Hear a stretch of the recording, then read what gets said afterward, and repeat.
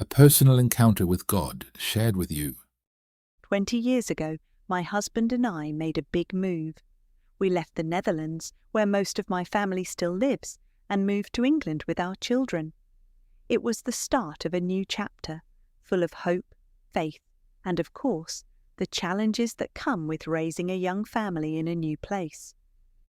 Back in the Netherlands, before I even joined the church, I met a woman named Lilly. She was my brother's sister-in-law, and it was actually through her that I found the evangelical church I would come to attend.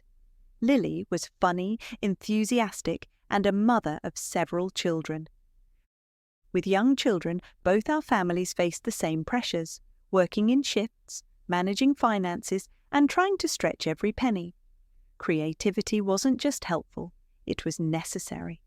And while I absolutely believe that God blesses those who give faithfully, it didn't mean the day-to-day wasn't sometimes hard. A few years after we had moved to England, my sister told me something that caught my attention.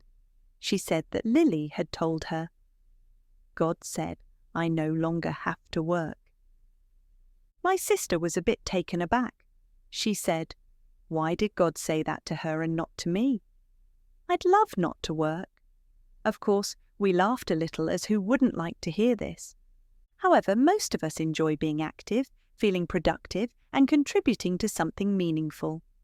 But for Lilly, work had always been a struggle. She often found it draining, like a yoke that didn't quite fit.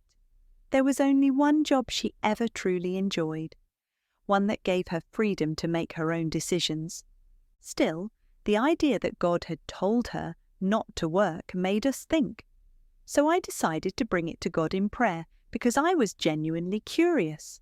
I planned to ask him directly, "Did you really say that to Lilly?" But as I began to pray, God gently shifted the question in my heart.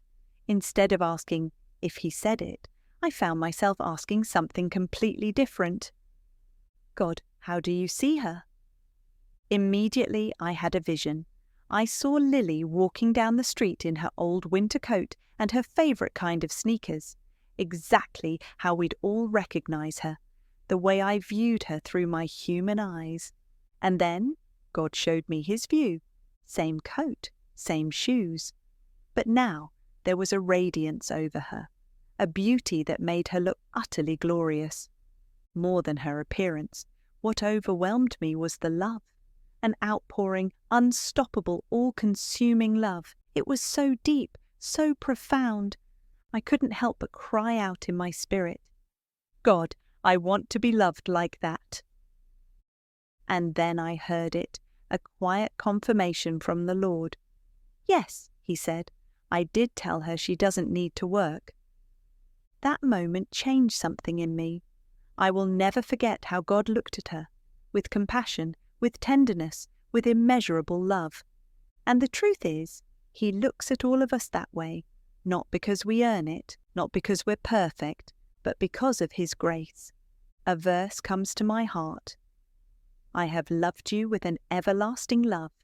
I have drawn you with unfailing kindness." Jeremiah 31:3. "O Lilly, you are so loved. And to anyone listening, so are you, right where you are, exactly as you are.